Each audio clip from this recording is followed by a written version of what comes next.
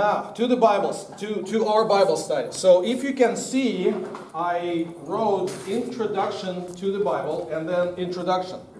And the reason is the whole course is Introduction to the Bible, but today's lesson is Introduction. Okay? So next lesson will be Introduction to the Bible, Genesis, and then Introduction to the Bible, Exodus. And then Introduction to the Bible, who knows the third book of the Bible? Leviticus, good, see? So you made my job easier somewhat, because I can, I know that you know a lot, but I think there is an important lesson to learn within those Bible studies. So it will take us about a year, okay? Because we will go book by book. Some books will be combined, as we'll talk about this today. Still, it is important to see where they are in time, what are the main themes, what is the structure of the book, and every time I will prepare a 2-page handout for you, okay? So the folders that you have, you can keep, okay?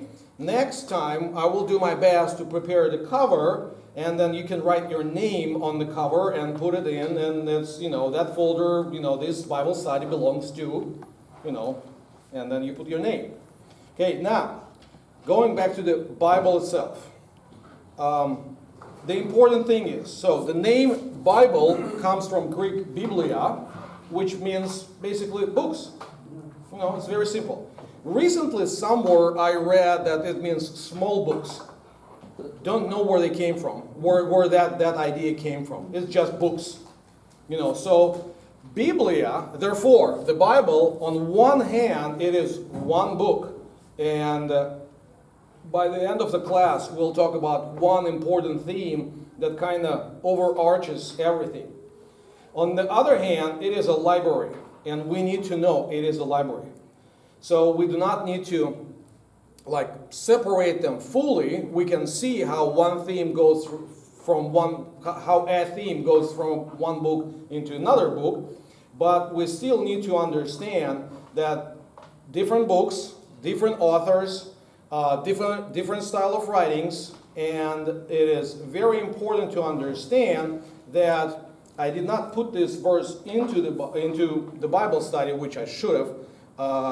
But we need to understand that the Bible was written, first of all, not to be read.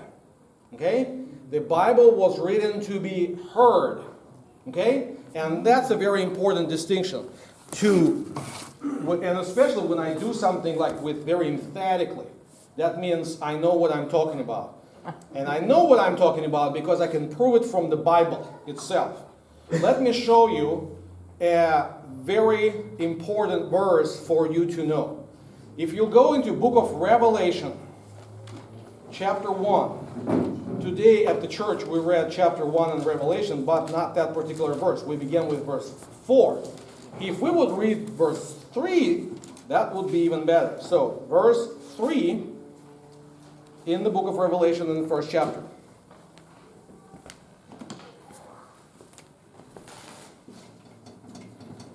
Revelation 1:3. Okay? Blessed is the one who reads, and we have it, in ESV it even says, who reads aloud the words of this prophecy. And blessed are those who hear and who keep what is written in it, for the time is near. Okay? One more time. Blessed is the one who reads.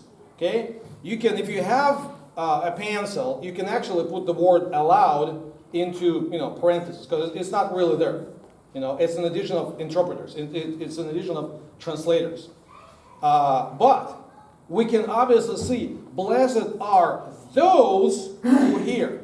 So there is one guy who opens up the scroll and he reads it, and everybody hear it. Therefore, when we do our Bible studies, that's what sometimes we miss. You know, we do our Bible studies when we open up the Bible and we have a concordance, we have a dictionary, we have maybe another translation of the Bible, we have somebody's commentaries, and it's great. And we sit and think and read through our mind, okay? We do not read it out loud. It's not bad. By no means, don't take it wrong. I'm not saying that this is not what should be done, but the original purpose, for the lack of technology, for many different reasons, was that someone reads it and everybody would respond, remembering what they have been told. Okay? So that's a very interesting thought that modern people are not used to. Therefore, the literature techniques that we will find during our Bible studies are way different from what we used to. Again, we used to an idea that at any given moment you can come back and open it up. You do not even need to carry this, heavy book with you, because on your phone there is an app, the square thingy that you just punch and boom. And how many English translations do we have on Bible Gateway? I don't know, like 40, 50? What kind do you want? Do you want it to be pronounced for you, or you want to read it for yourself, and so on and so forth? And you can take notes, you would not take notes, there is a bunch of, and it's all great. Thanks God for technology. But, coming again, especially the older we go, in times of Genesis or Exodus, all of that was written to be heard, okay? To be read out loud to the congregation of believers. And that's an important thing, which differs from us. Okay, number of the books. In our, and that's what I put, in our standard Protestant Bible, we have it 66, which is very interesting, actually. I have not thought about this. It was a brilliant suggestion of my wife that actually 66 can be seen as 3 blocks of 22. And it is important to remember this number, 22, because it's a number of letters in Hebrew alphabet. Okay? We have many things that are ordered or kind of have a 22 unit matrix or pattern. For example, if we will jump into where we're going to go, Lamentations, for example. If we'll go into Lamentations, just to give you an example, all 5 chapters are one way or another have 22 as a pattern. Chapter number 1, how many verses do we have in Lamentations in chapter 1? 22. There is another feature which goes with that. It's actually alphabetically structured. The whole chapter is alphabetically structured. So the first verse is on Aleph, then it goes on Bath, then it goes on Gimel, Dalet, and so on and so forth. Second chapter of Lamentations. How many verses do we have? 22. Third chapter. How many verses do we have? 20. No, not 22. That was a trap. Yeah. How many verses do we have in third chapter?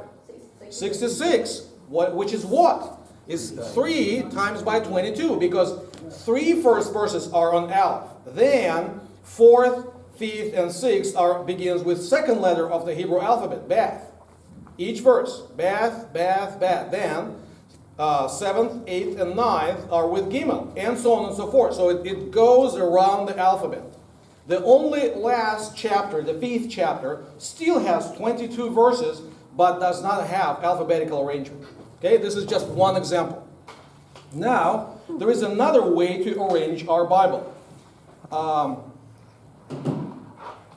If we bring what? 3. What? Second number 3. 3. This is 3. Yeah. What? Explain this. Okay. Okay, we can explain this. as a sign of Trinity.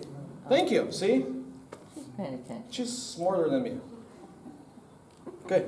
So, now, going back, there is another way to order the whole Bible as a book, as a library.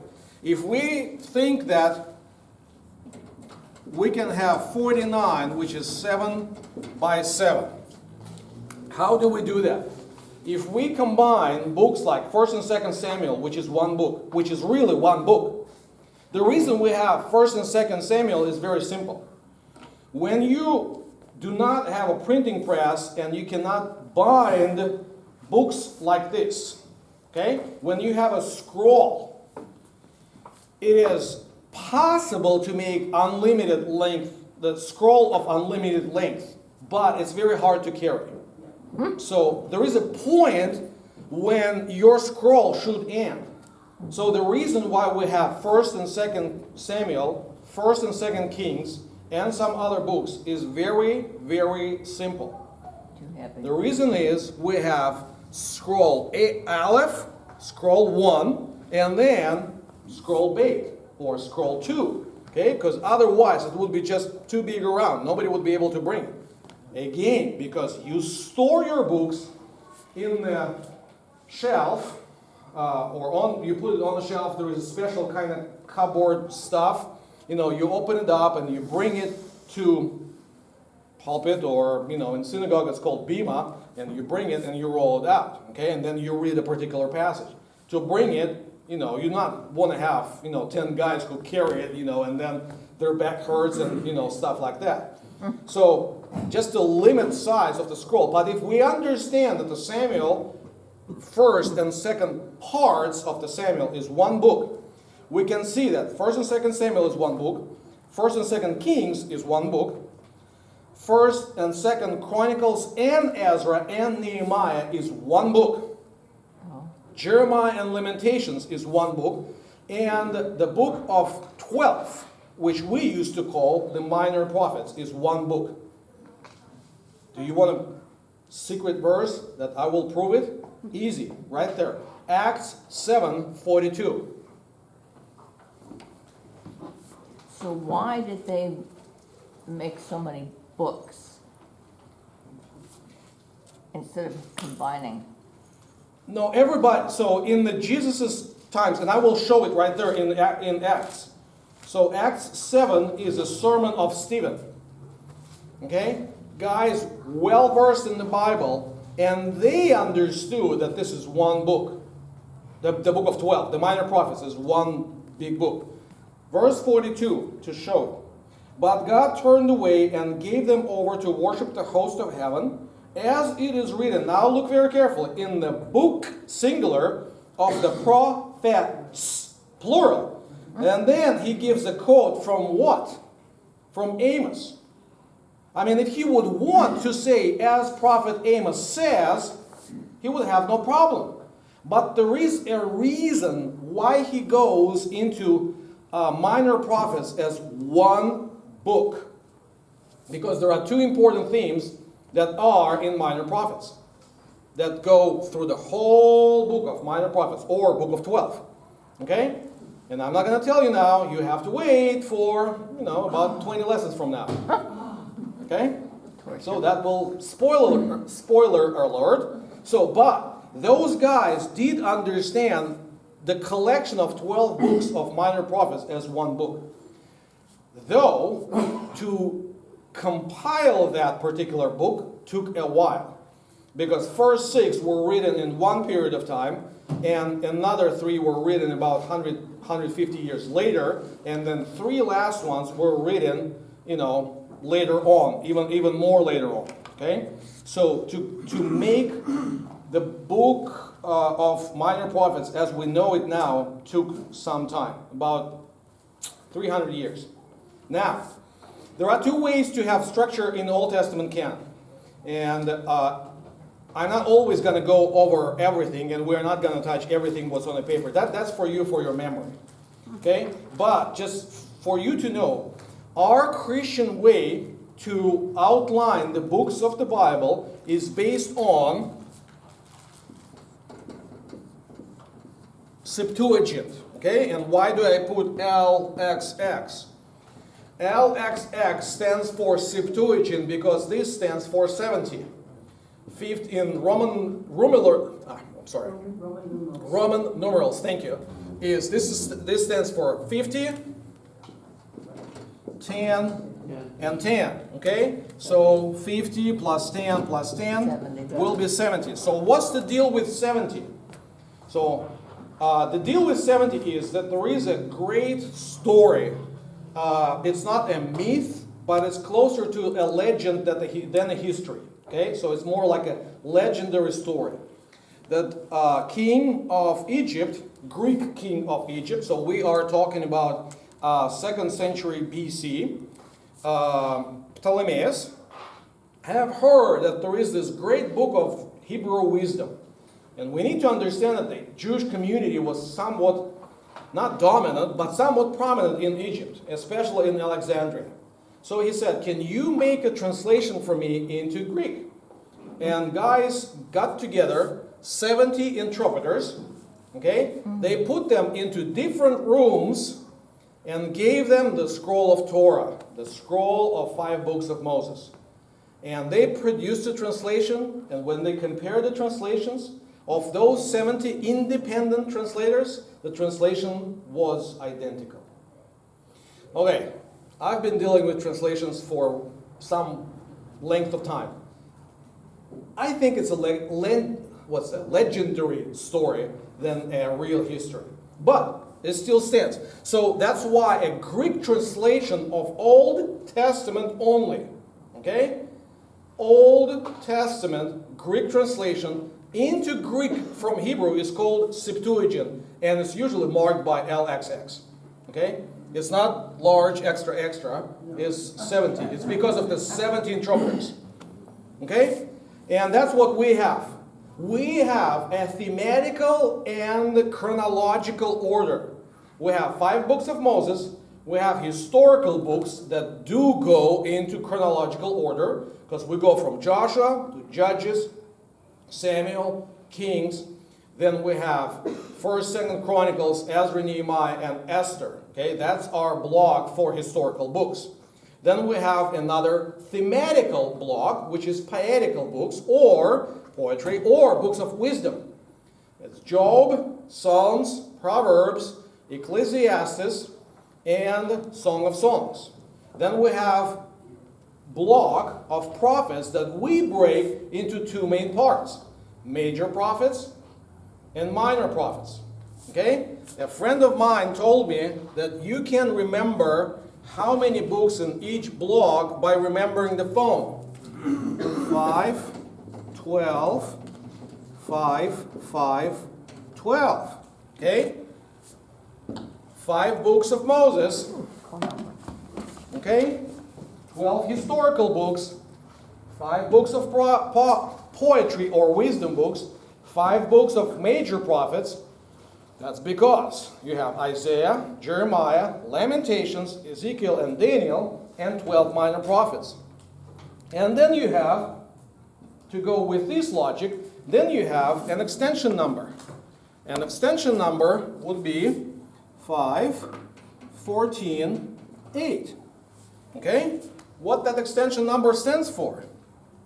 That extension number stands for 5 Gospels and Acts, so everything about Jesus and the church, 14 of letters of Paul, and 14 of books that are written by other apostles or disciples. You have 7 common letters and book of Revelation here. So that's easy to remember.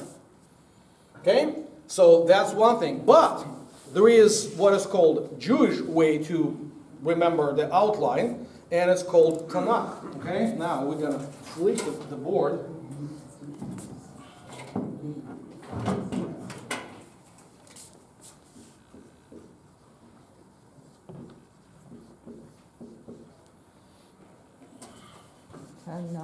Tanaka. Oh. It's kind of, it's a sound that does not exist in English, neither in Russian. Don't worry about that. So you're in good company. So we have 3 parts. You have them: Torah, which is 5 books of Moses, Nebiim, and Ktubim. The important thing to notice that Nebiim stands for prophets, but we actually begin with Joshua. Joshua is part of prophets. Okay? Judges is a part of block that we call prophets. Okay? So their understanding of prophecy is somewhat different from a Christian understanding of prophecy. Now, we have Ktubim, it's different writings. I kind of list them all up, so I'm not going to repeat it. But the important thing is, actually, I personally believe that by the time of Jesus, that's the order that they used. Okay? And I have to say it with kind of grain of salt. The reason I'm saying this, again, how do you store your books in first century synagogue? You store them in rolls. Okay? You store them in scrolls. So if you have a cupboard or some shelf, you open it up and you have shelves. Can you really make sure that all the scrolls are in the right place, or you just pull it out and then put it back? So with scrolls, it's not so easy to maintain a particular order. But mentally, that's probably what they used. For example, to prove it, I want to show you something. In the Gospel of Luke, in chapter 24, at the very end, Jesus talks to his disciples, and in verse 27, beginning with Moses, okay, so the last chapter of Luke, which is Luke 24, verse 27.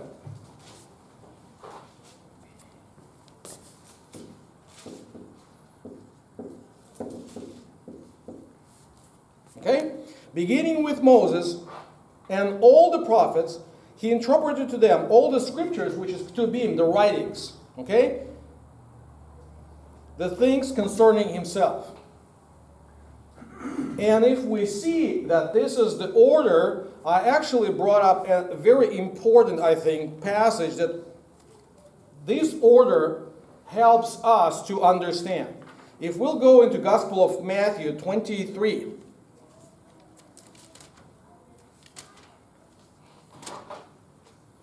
in Gospel of Matthew 23, verse 35, okay, Jesus is by Jerusalem, and he begins to preach to the crowd of his disciples. And in those verses, before he laments over Jerusalem, he says, "So that on you may come all the righteous blood shed on earth, from the blood of the righteous Abel to the blood of Zechariah, the son of Barachiah, whom you murdered between the sanctuary and the altar." Okay? So where the story of the murder of the priest named Zechariah is, it is in 2 Chronicles 24. So if you look here carefully, the first book in the right column is still Genesis, but the last one is 2 Chronicles. Okay?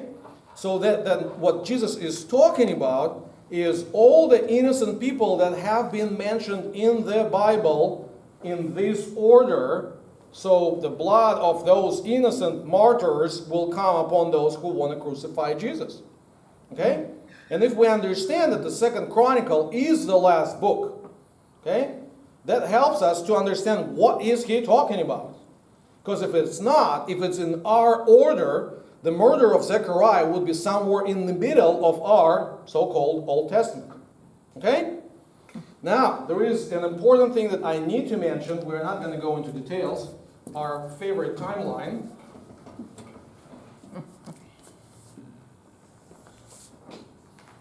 And what I found when we moved to the United States. Many people do understand that there is this moment when we have New Testament. Okay? And New Testament was a relatively short period of time when lots of books have been given. All the Gospels, all the letters, Book of Acts, Book of Revelation, all of that was given relatively within short period of time, within about 20 years. Okay? About 30 years. Okay? From about 30 to 60. Okay? But what I found in American churches is many people think that the same, roughly same story happened somewhere over here. We also have one period of time when everybody, Moses, David, Solomon, Isaiah, Jeremiah, were living together, and over, Guinness, every Friday, they would discuss some spiritual stuff, and that's how you come up with an Old Testament. No. Interestingly, actually, we have 3 New Testaments in the Bible. Let me explain what I mean. We have giving of Torah, not as big, but it's important. So 5 books of Moses, and the book of, and actually, no, that's wrong. Forget that. Yeah, so it's Torah plus Joshua. Okay. Okay? So these books were given roughly at the same time, and that's what you see in the last chart. Okay? So, from Genesis to Deuteronomy plus Joshua, that was given at one particular period of time. Then we have almost 400 years of silence. When you hear 400 years of silence in Christian church, what we usually referring to? The 4 years before New Testament. But we actually have group of books, then there is nothing written within about 400 years. Then we have 1st and 2nd Samuel, and 1 Kings chapters 1 through 11, and all the wisdom. And that's what you have here. Okay? Then we have another break for about another 200 years. Okay? Therefore, this set of books in the book sense were a New Testament to these books. You understand? Okay? Then 200 years passes by after this one, and we have collection of those books. We have Psalms that began to be sang in the temple, in the synagogues, and so on and so forth. And then we have 1st and 2nd Kings overall. Okay? And large Chronicles, which is 1st and 2nd Chronicles, Ezra, Nehemiah here. Okay? And all the prophets.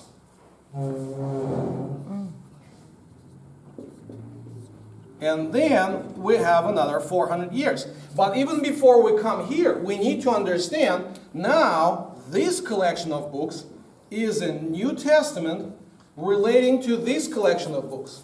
Okay? Now we have 400 years, and that now we have what we call New Testament to everything what was before. Okay? So to add some books to the previous collection of God-inspired books is not something really awfully new. So when New Testament writers wrote something, they knew exactly what they were doing. We have words of Peter and Paul, who refer to their own writings as the sacred scripture. Sorry. Okay? That's important. Now, speaking about the Bible, I need to kind of, what will I say, like step back and say, I said, depending how you count, you can have it either 49 or 66 books in the Bible. If you are in, and that's where I put it, Standard Protestant Bible. Okay? Because there are Christians who have different books in the Bible, in the Old Testament. New Testament is all the same. Okay? But in the Old Testament, for example, okay, I have this one, the Holy Bible. I like old books. I'm a bookworm. I was officially diagnosed as a bookaholic many years ago. Yeah. Book of what? Bookaholic, like an alcoholic. I'm a bookaholic. For a while, I was not allowed to go to the bookstore if I would not have supervision with my wife. Okay, and this one is a particular with a picture of Pius XII. Okay. Lovely. So this is a Catholic Bible. And what they have, and I wrote it here on the second page, is Apocrypha, because that's an important word that we need to discuss. Flip the page. Apocrypha. And usually, Apocrypha understood in two different ways. One of them is those books that did not make into a Protestant Bible. For example, it's a book of Tobit, Judith, 1st, 2nd, 3rd, and I think even 4th, Maccabean books, and even some parts of our canonical books. Esther or Daniel. Who of you have ever heard of the song of three boys, or three boys martyr, okay? That's what is related to Daniel chapter 3, when 3 guys ended up in the furnace, okay? But as of in our Bible, we don't have it.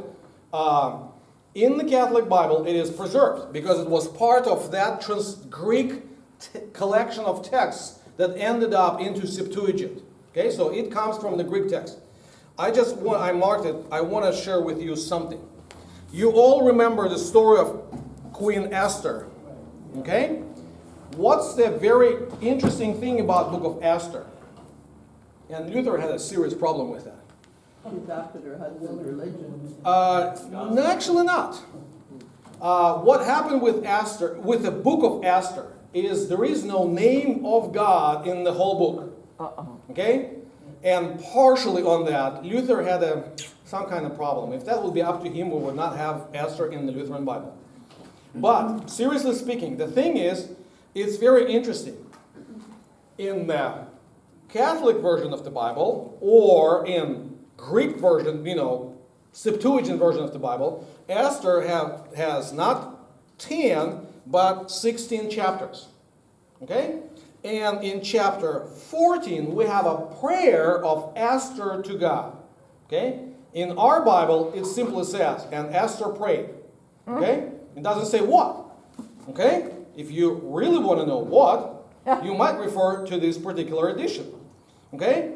And she says, her prayer begins, "O my Lord, okay, who alone art the king, help me, a desolate woman, and who have no other helper but thee. My danger is in my hands. I have heard of my fathers that thou, O Lord, didst take Israel from among all nations," and so on and so forth. So she mentions Lord over and over again. So same as we have a prayer of Mordecai that we do not have in our Bible.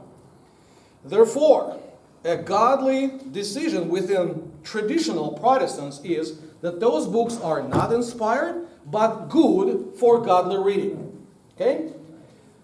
Back in Russia, I used to have an edition of the Bible by Concordia Publishing House, our guys in St. Louis, with those books there. But in the content, they would be marked with asterisks. And so, that's what it is. So just for you to know. But, same as, for example, but there are parts that we do not have, like not addition to the books, but parts that we do not have. But there is Old Testament and New Testament so-called pseudo-epigrapha. So, grapho is to write. The writings that pretend to be divine. Okay? And this is not all of them. I just gave you an example. So if you would ever hear about, for example, in the Old Testament, the book of Jubilees. Okay, that's one of those. It's not in the Catholic Bible. It's not in anybody's Bible. That's a text that was produced and was not ever considered to be canonical. Okay? Or in New Testament period of time, and I should have brought it, but sorry, I kind of got blank. For example, there is a infancy gospel of Thomas, where there are very interesting stories that Jesus, as a child, was somewhat driven nuts by his fellow players, in the sandbox. And he just killed them all. And then the parents came to Joseph and said, "What's your son is doing?" And then he tells him So Joseph tells Jesus, what are you doing? We are hated by all the people here, which is the phrase that kind of brings us back to Genesis 34, the story about Dinah, okay? When Levi and Simeon killed all the people of Shem, that's kind of what happened, you know. They were not really liked. I mean, nobody likes people who kill their own children, you know.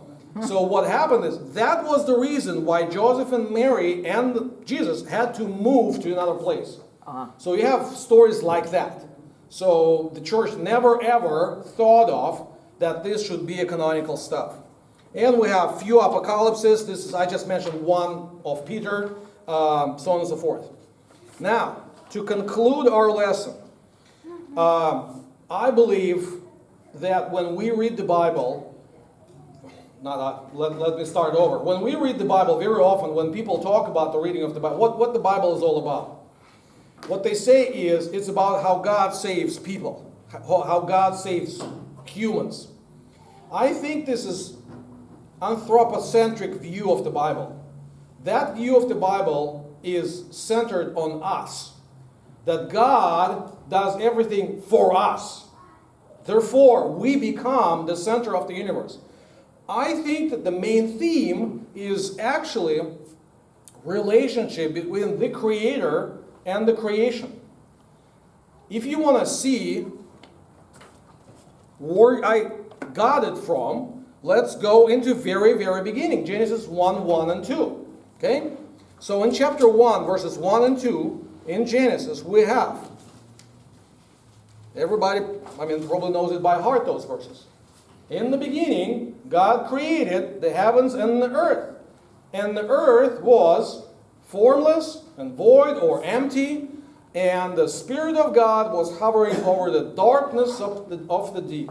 Okay? So we have creation. And within the creation, on the sixth day, humans are created. Okay? So somehow, for 5 days, God get along with the world with no human intervention. Actually, when humans appear, something goes wrong. Okay? So humans have a very unique ability out of all the other creatures. Take the blessed gifts of God and pervert them. Okay? For example, wine. Who doesn't like wine here? Everybody likes wine. Okay? Can you abuse wine? Oh, sure we can. You know, that's where humans step up and say, yes, we can do that. Is church a great thing? Yes. Is the temple of the Lord a great thing? Yeah. Did they turn within the biblical history? Do we have examples when the temple of the Lord was turned into an idol? Yes. They succeed even with that. Okay? But what I want to show is, if we begin in Genesis 1 and 2, and go to the very end of the Bible, Revelation 21, basically 21 and 22, chapters 21 and 22. What 21 begins with? The beginning. No, not necessarily beginning. Okay? Chapter 21, verse 1. Then I saw a new heaven and new earth. Okay? And again, we go through some of the similar stages. As God separated land and water on the third day, we also have the creation of the river that flows through to the ends of the earth. And at the very end of the story, like at the story of creation, we also have man and the woman. Now we have divine bridegroom who meets or who is eager to meet with his divine bride. Okay? So within these two chapters, we again have retold story of new creation. So with the whole Bible, we have this creational aspect. So the theme of creation, the theme of relationship of God with everything that He created is important. But humans have their own very important place. And this place within this creation can be seen let's go to Psalm 8. So when I look at your heavens, the work of your fingers, the moon and the stars which you have set in place. What is the man that you are mindful of him, and the Son of Man that you care for him? And then the answer which is given in the second part of the Psalm 8 is, you placed him over everything, just a lower but angels. Okay? And we've talked about this. There is a very important exchange that goes on. In the times of Old Testament, humans are lower than angels. Then something very interesting happens. Before we would meet with divine beings, God would appear as an angel in the times of Old Testament. But in the time of New Testament, how does God appear? The Word became flesh. Okay? Now, what happened is in Jesus, he comes as the human being, and therefore what we are struggling with, not other humans, but angelic forces, false teachings, and some other aspects of more spiritual realm of life. Okay? And now, Paul says, did I write it? Yes, I did. 1 Corinthians 6:3, you have it over here. What does 1 Corinthians 6:3 says? 1 Corinthians 6:3 actually tells us that because Jesus was incarnate, now, what's going to happen? Don't you know that we are to judge angels? Okay, so if in Psalm we are below them, because of the incarnation of Jesus, now we are above them. We are even more responsible for the world. Why? One more time. Because he incarnate, and now being incarnate, he sits at the right hand of God the Father, and therefore he gives the same ruling rights for humanity to rule the universe. Therefore, when men screw up now, when humans screw up now, it's a really big screw up. Ancient world did not know these kind of bloody wars that we do know. Okay? Ancient world did not know the environmental tragedies that we know. I'm not really into environmental movement per se, but when oil spills all over, part of the Mexican Gulf, that's kind of big boo-boo, and we need to think about those things. What I want to end with two things. I'm not going to read them, but you can read them at home. At the very bottom of the second page, you have verses that tells you about the inspiration of the Bible, what Bible tells about itself. And all Scripture is inspired and is good for learning and admonishing and so on and so forth. And one more thing that I would like to add is within our church, okay, this is the Book of Concord, okay, so that's what we believe, teach, and confess. In the last book within this library, this one is also a library. So there is a book which is called Formula of Concord. And to have an introduction before you go into 12 different articles, the summary, content, rule, and norm. Paragraph 1. We believe, teach, and confess that the only rule and norm according to which all teachings, together with all teachers, should be evaluated and judged are the prophetic and apostolic scriptures of Old and New Testament alone. Okay, so that's why we try to be as biblical as possible. Okay, so that's an introduction. Any questions or comments?